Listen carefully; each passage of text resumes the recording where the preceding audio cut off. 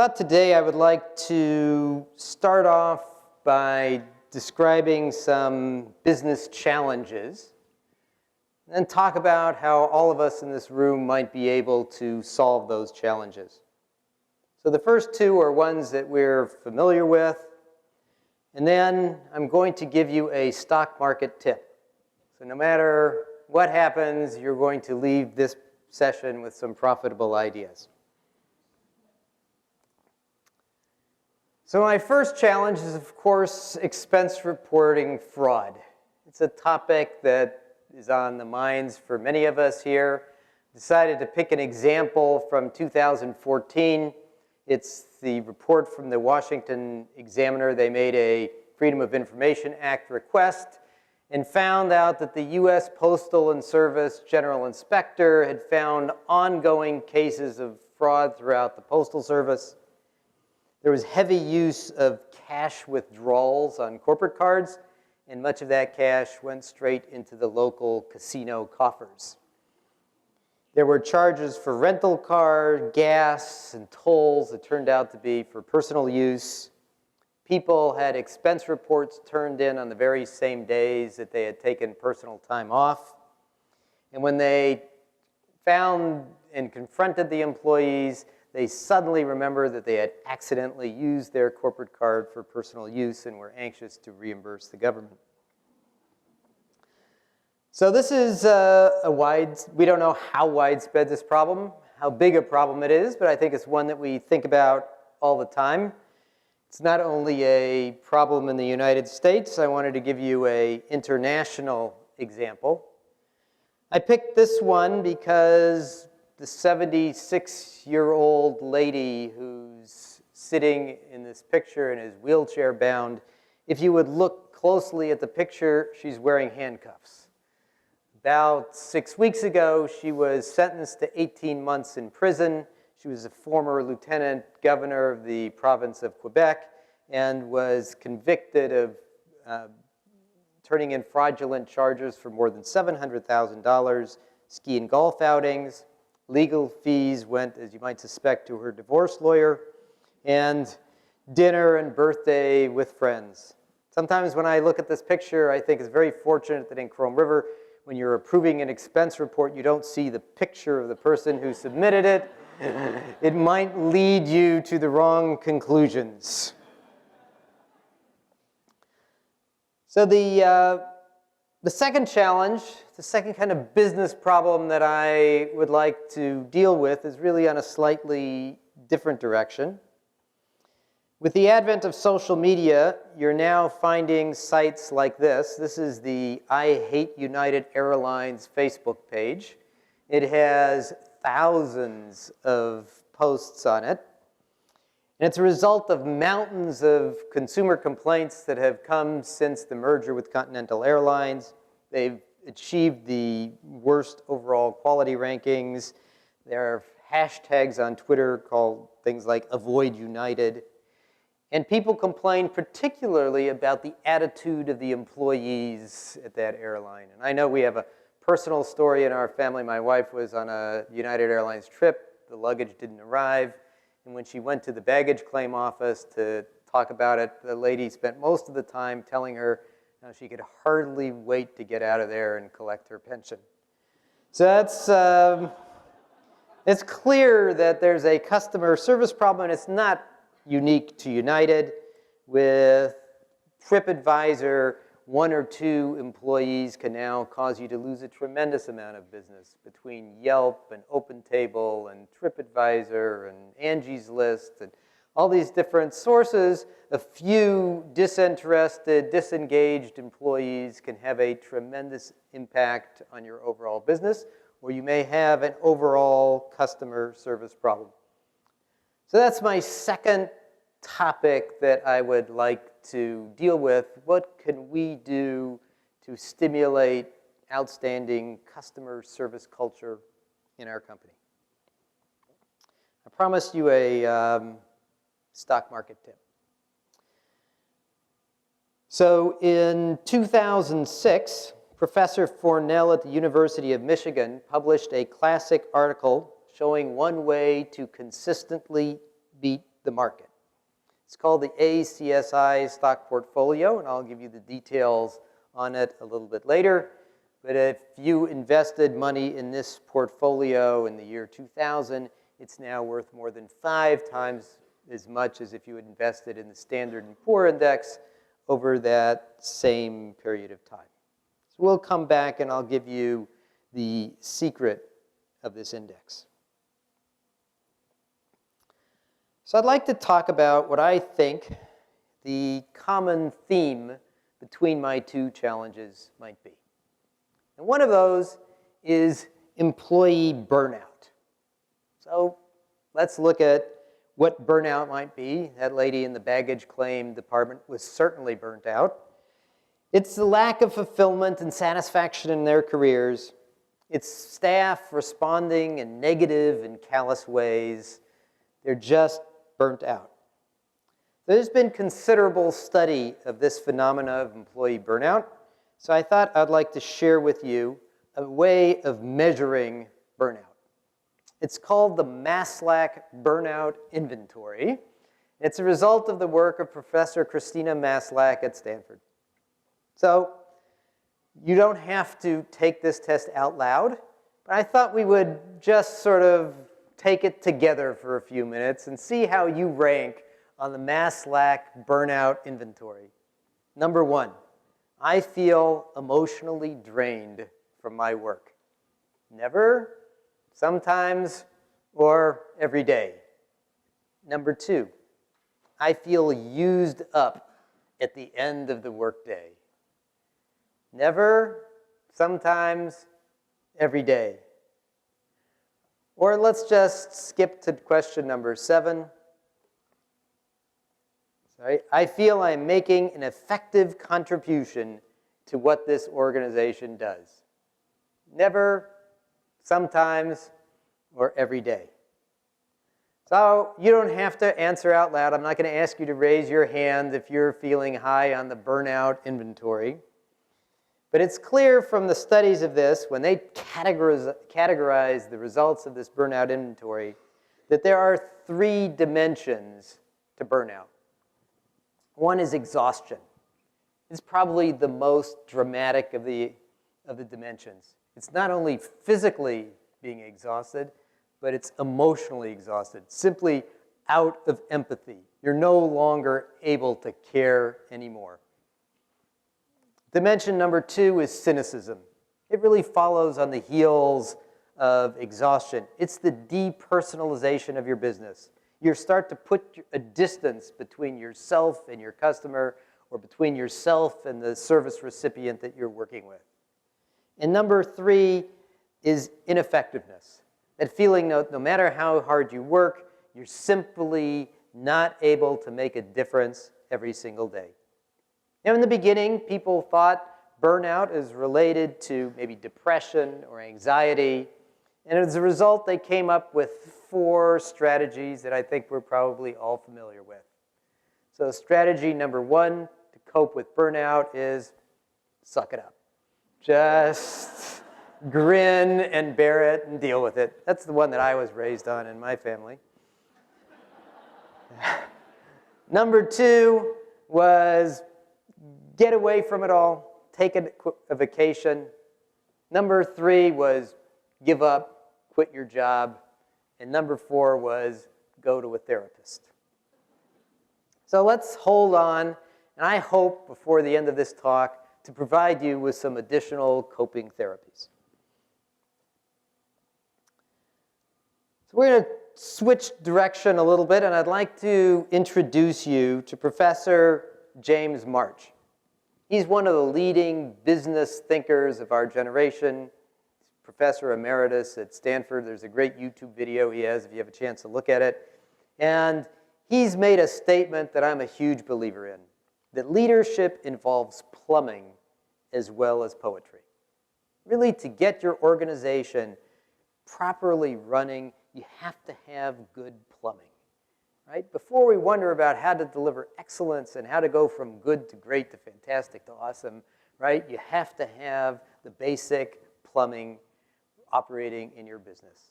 As one person put it, before you can spread something good, the first order of business is to drive out bad behavior. So I'd like to share with you some ideas on how you can fix the plumbing in your business. There's a famous study in 1982 by the criminologist George Kelling and James Q. Wilson. I think many of us have heard of this study. It's called the broken window theory. The broken window theory said that in neighborhoods where one broken window was left unrepaired, the remaining windows would soon be broken too. Right?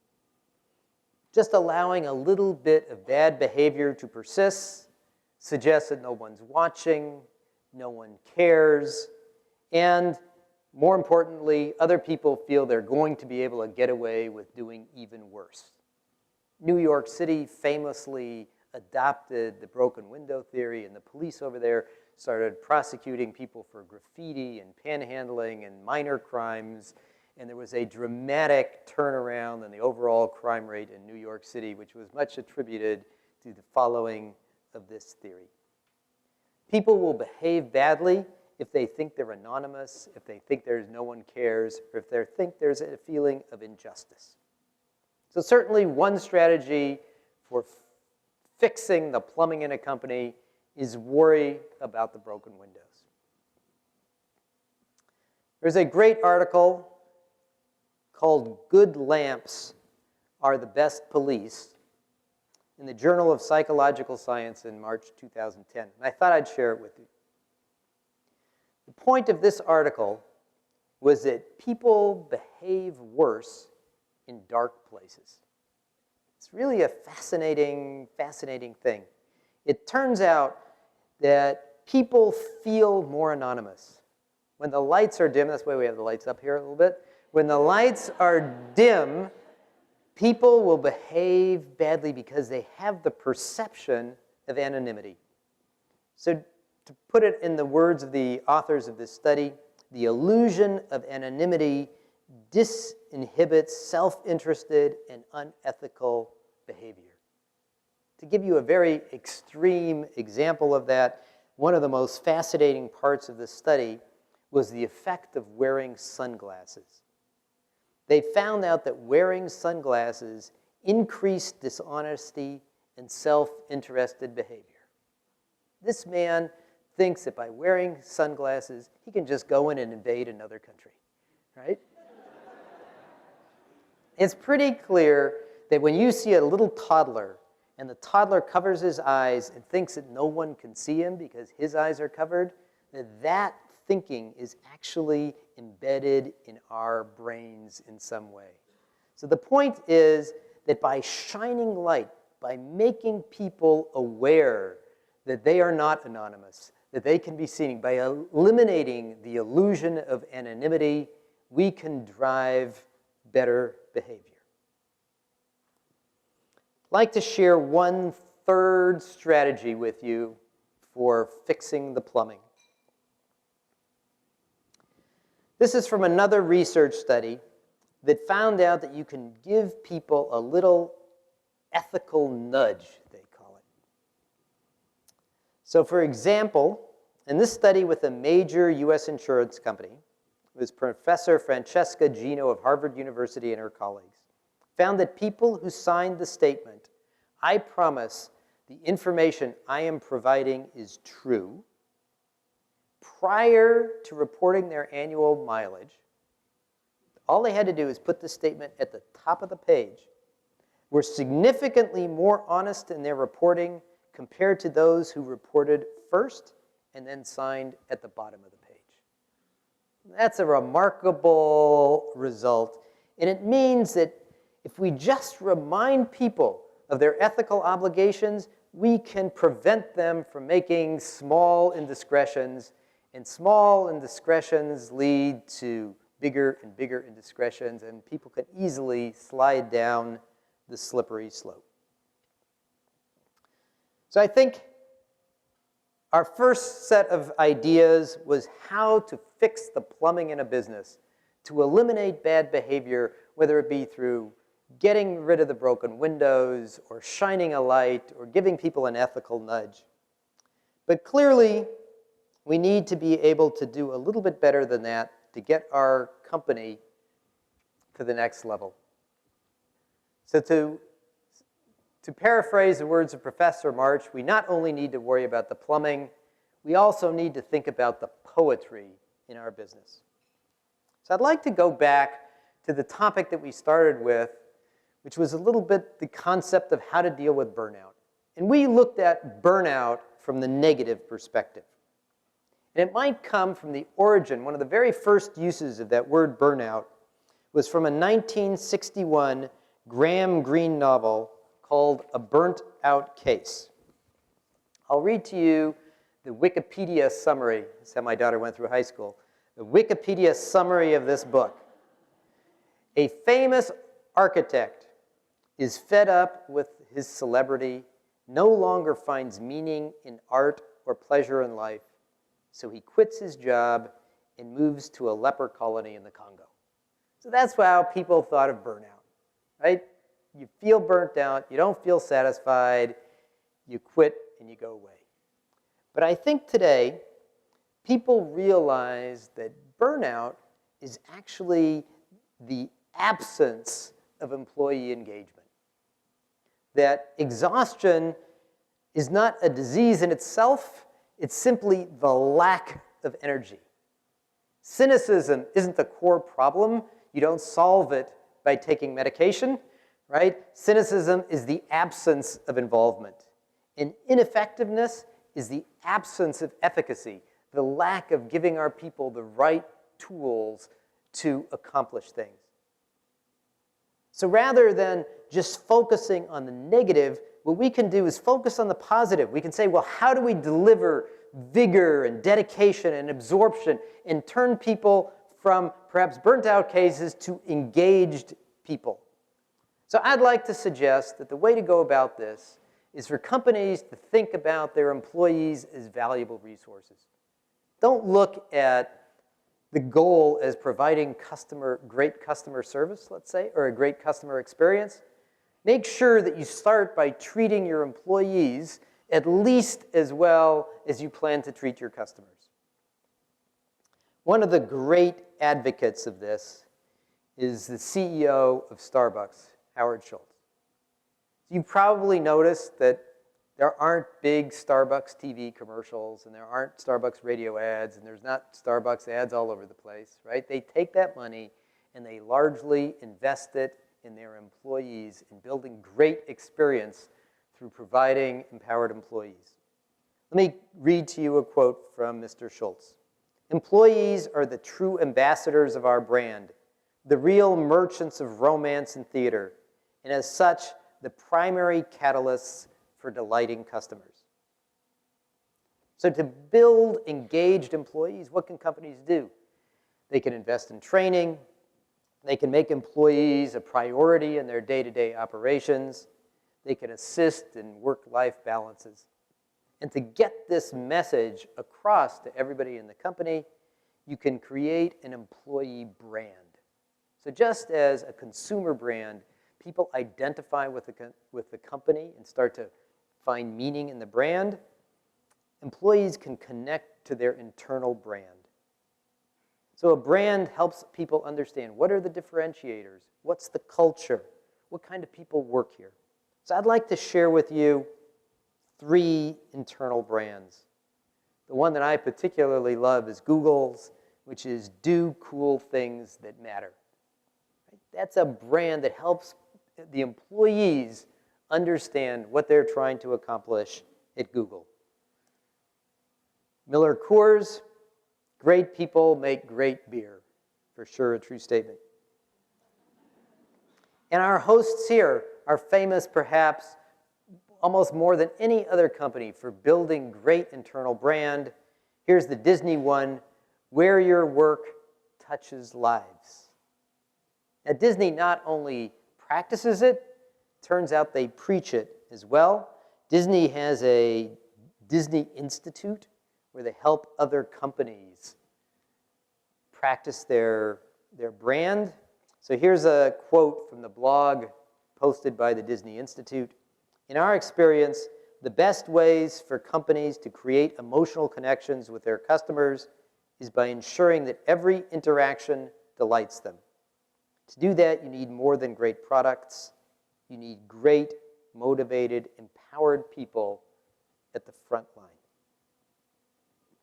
So I think the way to attack burnout is to go after employee engagement.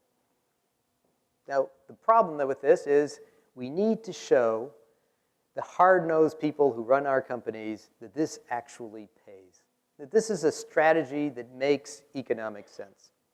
So I'd like to share with you a study that was just published this summer in the MIT Sloan Management Review by two professors at Georgia State.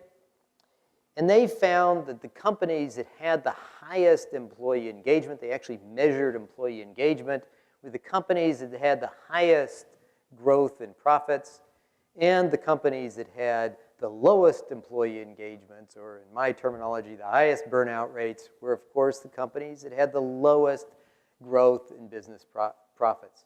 So they were able to show that this is a measurably superior way to run your business. And let's go back to our stock market tip. I told you it was the ACSI portfolio. ACSI stands for the American Customer Satisfaction Index. You can go online and find the portfolio that makes up the ACSI stocks. And what they found is that if you invest in the companies that have the very best customer service, those are the companies that are doing well on the stock market. So it is true. By investing in employee engagement and investing in great customer service results, you're able to deliver measurable gains to your company. The investors and the owners of your company will see the actual economic results. So there's a problem with this.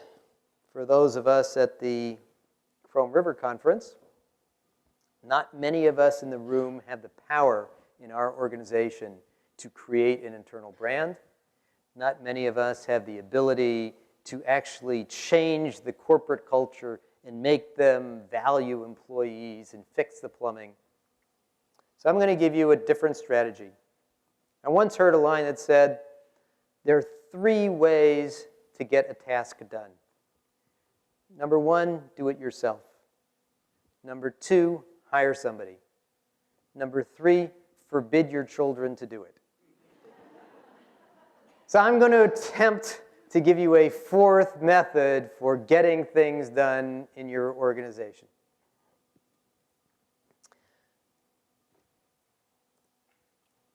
So I think our strategy is we need to deliver great tools to our employees. We may not be able to deal with all the exhaustion, but you remember the third dimension we had was efficacy, the ability to get things accomplished. And one way to do that is deliver great tools. I'd like to read a quote to you from the Chief Human Rights Officer at a large global company. He said, just as the Chief Marketing Officer has become the Chief Consumer Experience Officer, I have become the Chief Employee Experience Officer. And that's exactly what we're trying to do. We want to deliver a great employee experience so that people can be effective in their jobs. So let's start by looking at that. What makes great tools? If we want to deliver a great experience to the employees, we need to define it. So I'd like to propose 5 dimensions that make up great tools. And these are certainly dimensions that we look at Chrome River every day. Number 1, we want to have a coherent and consistent look so that people just intuitively know how to use and understand the applications. Number 2, we want to be able to have people work across multiple channels.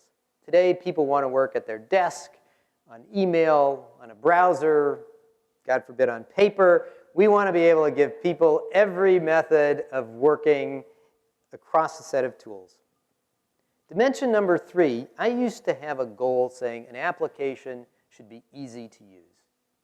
But I think our third dimension is it needs to be fun. Fun is an even harder category than easy. Just think, if you had a choice, well, I could play Candy Crush or I could do my expense report, right? I want you to pick expense report, right? Number 4, people expect applications to be secure. They know that they're entering their personal information.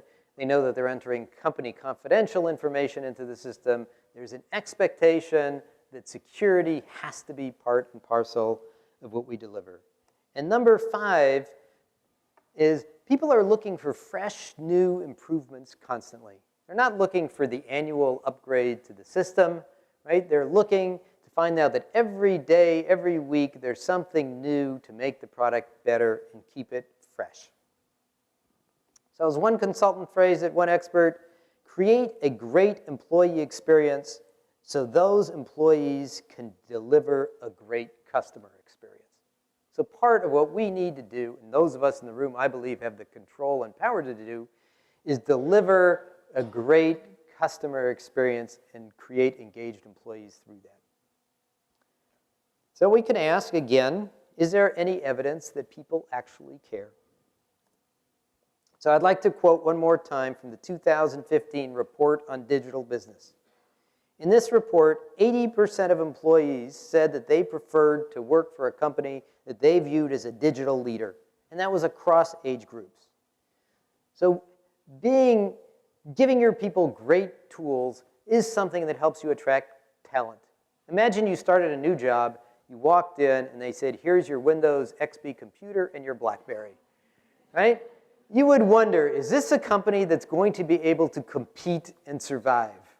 Right? Do they appreciate that I want to be effective at my job?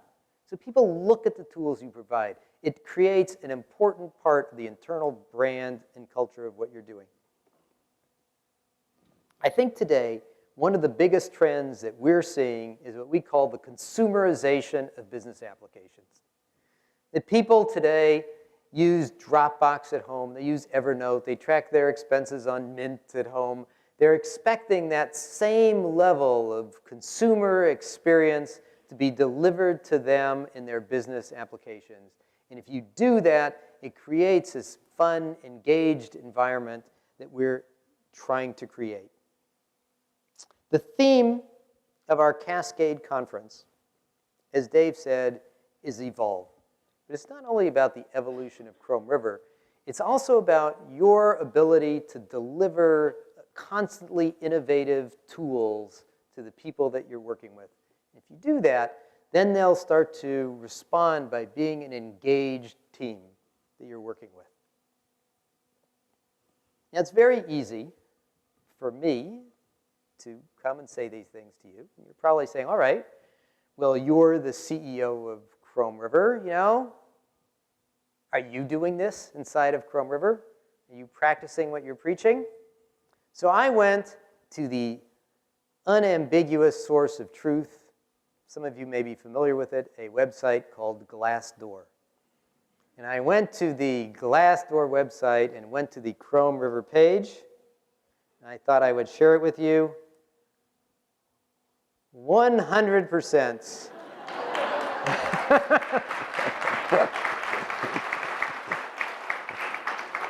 There you go. So I'd like to summarize again. We started with a business problem. We said, we know that people may be having expense reporting fraud. Maybe it's not the biggest amount of money. Maybe it's not your most pervasive economic problem, right? But it's a broken window, right? We looked at the kind of things that creating bad service, and we're saying maybe that's the result. Maybe both of these things are the result of disengaged employees. And we came up with, I think, 2 strategies to resolving these. Strategy number 1 says, fix the plumbing in your company. Before you go from good to great, you have to have straightforward plumbing. And Chrome River, I believe, is a key part of that. We're the tool that helps shine the light on everybody's behavior. We're just part of the core plumbing of making sure that people realize they're expected to behave well. And the second part of our strategy is the poetry. You want to create engaged people, people that are enjoying their work, that are appreciating what your company is doing for them, that are giving them the tools to be effective every day. And at one hand, you can do that by treating your employees at least as well as you treat your customers. But some of us may not be able to do that or control that, but we can control delivering wonderful tools to the employees, tools that are fun and engaging and help people be effective in their work every single day. And that certainly is part of Chrome River's mission. So I hope you have a chance to learn a lot more about some of the new things that we're doing. I hope you'll agree that we achieve excellence across all 5 dimensions that I talked to you about. And I hope you'll have a chance over the next 2 days to share your thoughts with me personally through the rest of the conference. Thank you very much.